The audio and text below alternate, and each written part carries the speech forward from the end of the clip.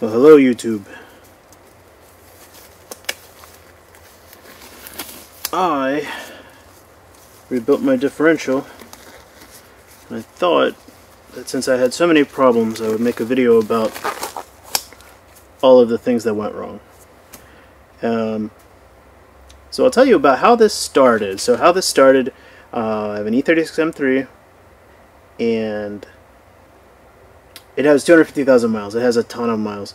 And when I kind of would come to an idle on a warm day, I would find that the oil light would start flickering.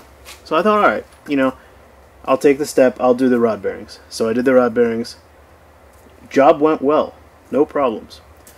And then I took it out on the test drive. I kind of broke it in for like 50 miles, and then I started hammering on it. And as part of that job, I also changed the charge pipe of the supercharger, which got me from 5 psi to 7 psi of boost.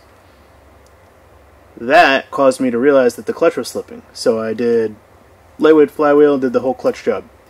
That was a bit of a nightmare. Pilot bearing was stuck in there good, and I had numerous other problems. So clutch, awful job. And then I got the clutch done. I was driving the car on the road, and the speedo stops. So I order a speedometer, and I get the new one, and then I find it has this very neat goop all over it.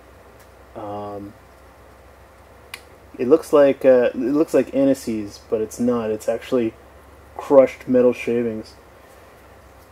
And it turns out, I originally thought, okay, it's a limited slip differential, so I originally thought maybe it was just the friction material, so maybe it just needs a basic rebuild. So I pulled the diff out, I got everything apart, and I found the carrier was actually half coming out. The spool was half coming out. It's held in by 8 bolts, and 4 of them were broken. So yeah, things were not great. So, but I figured I would tear this apart and kind of show everything that went wrong. And the reason I'm tearing this back apart, I'm finished, and of course it only occurred to me to make a video once I'm finished. The reason I'm tearing it apart is because of this. Do you see this? I have no idea what you can see because I'm new at this, but we'll find out. This this ear is cracked up, and I thought, may as well fix it now. So, thanks to eBay, got a nice sandblasted one. Very good, very impressive for used. I don't see any serious issues. There's a couple scratches here and there, but they don't go the whole way through. So, of course, I noticed this once it was all, tied back together. That's how these things go. So, I will start tearing this apart.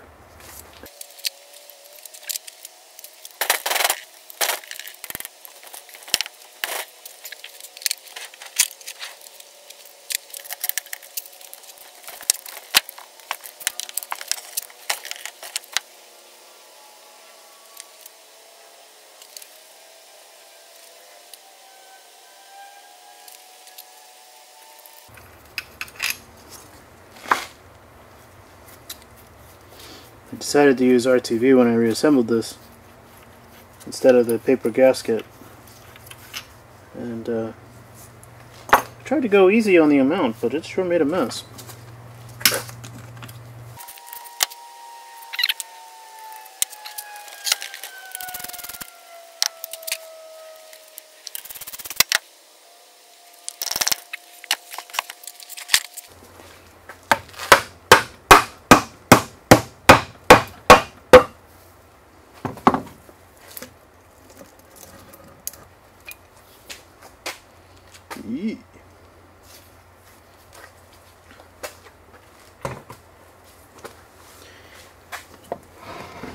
Alright, let's see if I can get you in here for a better look.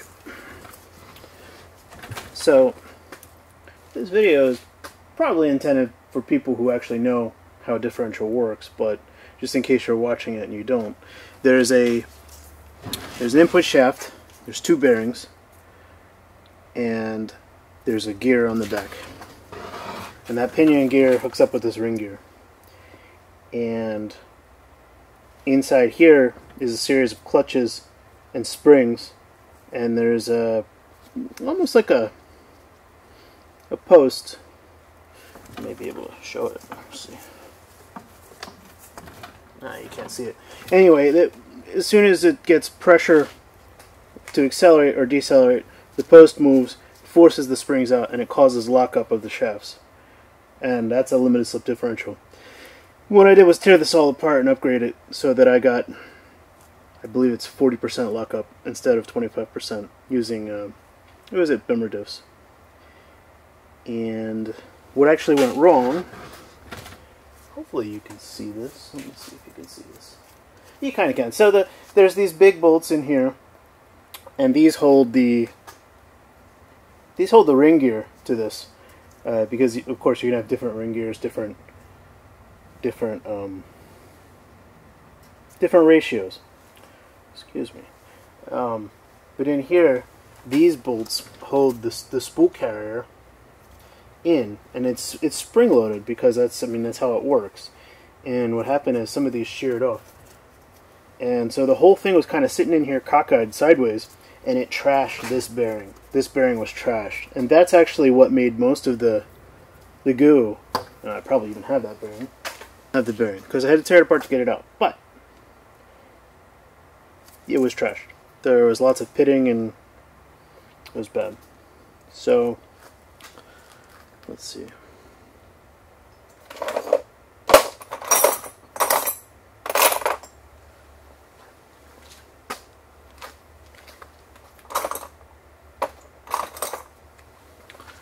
It'd be funny if I actually recorded this video and left it as it is. I think most of the video would be me looking for tools. I think that it's that way for most people. Anyway, so about the job. So if you're just doing these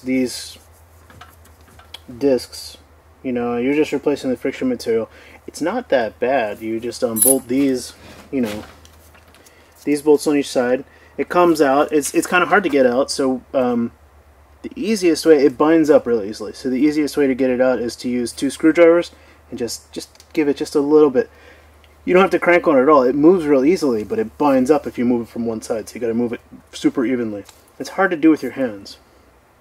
Once that comes out, there's a seal here. You got to replace the seal, and there's a bearing race. You got to press the bearing race. You got to press it out and then press the new one in. That was my first screw up. I pressed the one bearing race in backwards, which made for an enormous problem, because once the race was in there backwards, there's no way to get any purchase to get it out. And so what I had to end up doing is using a Dremel tool to cut slices out of it, and then I had to alternatingly hit each side with a screwdriver and a hammer to drive it out. And it cost me an hour and $10 for the race plus $10 shipping, so that was dumb. So after that I tried to be more careful, but apparently I failed, because at the same time I was also pressing the new bearings onto the pinion shaft itself. And the way that looks is there's an inner bearing, which is seated up tight against that gear, and there's an outer bearing. And the outer bearing you press on with the whole case. So it's kind of complicated. You definitely want to press for this job. I don't know how you would go about this without a press. It would be really annoying, if not impossible. And what happened was I got the bearing pressed down what I thought was the whole way. And as it turns out, it wasn't the whole way. There was like a, I don't even know how to describe it, less than a razor blade's thick gap. And I guess I thought that was just a shoulder. A lot of machine surfaces will have a little shoulder inside. I thought that was a shoulder, and I thought it was good because it really bound up. And what happened was when I went to reassemble this and I went to turn it, and this was after setting the preload, which I will talk about as well. after setting the preload, when I went to tighten this side would tighten up, and I would still be able to spin it with the same preload. And then as soon as I would tighten this side up, it would just bind right up. Which is, you know, I fought with it for days and days and days, figuring that, you know, I didn't press these bearings in right, you know, and it was cockeyed in here, or something of that nature, and, you know, test the preload. And I finally took it out, and I looked at it, and I saw the gap, and I thought, well, you know, that's got to be the smoking gun. So I put it back on the press, and I pressed on it, and, you know, it wouldn't move, and I see the press plates binding a little bit, so I went more and more and more, and then finally, bam! It pressed into place, and the gap was gone. And now, it's all good. I guess we can talk about the preload. So, when you do either this seal in here, or you do the bearings themselves, you have to remove this nut. And it comes off real easy with an impact gun. It's held on with maybe 200 foot-pounds of torque. It's not too big of a deal. And when you put it all back together, on the shaft sits this crush sleeve. So what happens is the inner bearing seats up against the race, and you press the front bearing on. And how you do that is you would put an appropriate, you know, so imagine this whole carrier, is this whole yoke, that's the word, is off. This would go down over the shaft, and it would seat up against that bearing. So you'd sit this whole assembly on the press vertically, so that this is on the bottom, and then you press down from the inner gear using really anything you can push on, and that will seat it down into place. And you do that just until it when it hits this crush sleeve, the pressing force goes up real high, so you'll notice. And you know, once that's done, then you can put this yoke back on, and it's easy to get threads. And you'll notice that this socket is ground down. I had to use an angle grinder to do this. No, you know, it's a 30mm socket, and they're just all too thick to fit in here.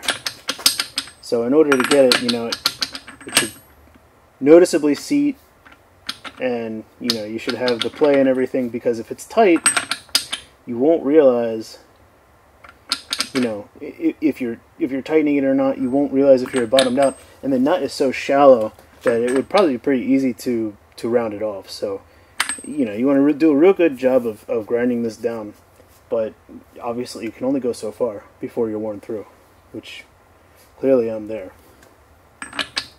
So you zip this off with an impact, you press on the new one, you get it in here, and then you set the preload. And how this is done is you have to crush this sleeve until it has 20, and it depends on the bearing, so don't take this as just the word. This is, for my case, it was 20 inch-pounds of force.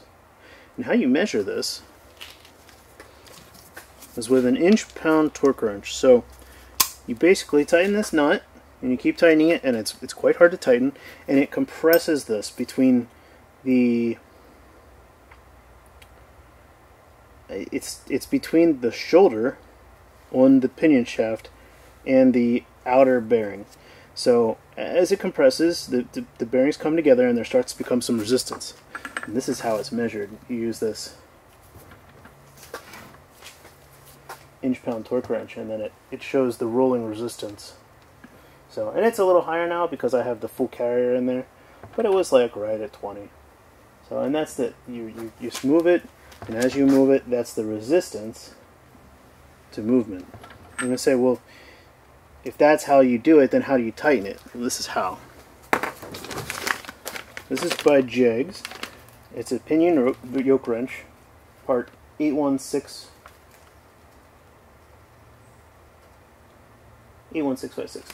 Anyway, this is you see this online, and you don't really know if it's enough. And it's enough. It's pretty thick. What I actually used before this was I used my radiator fan tool. And actually somebody else on the internet said they had success with it, but I did not. And I'll show you what happened.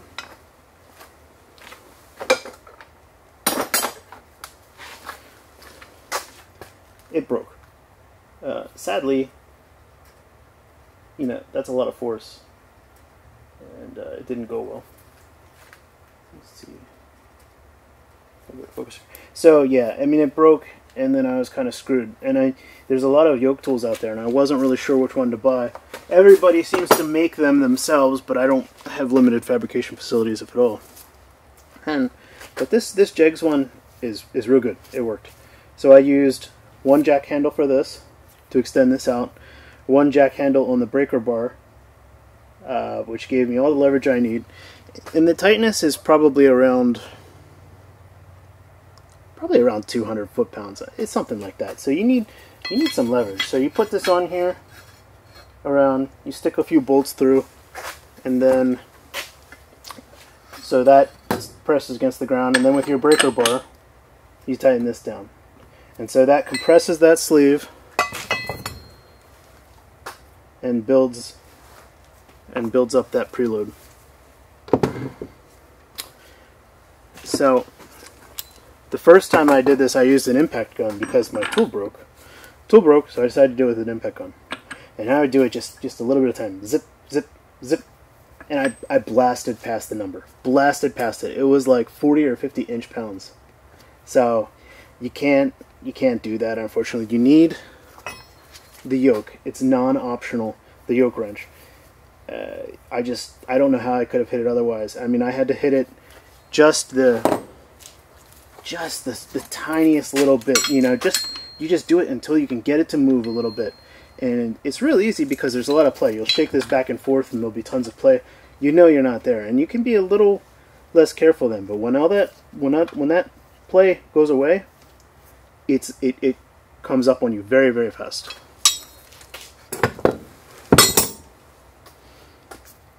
So that's your Pinion preload.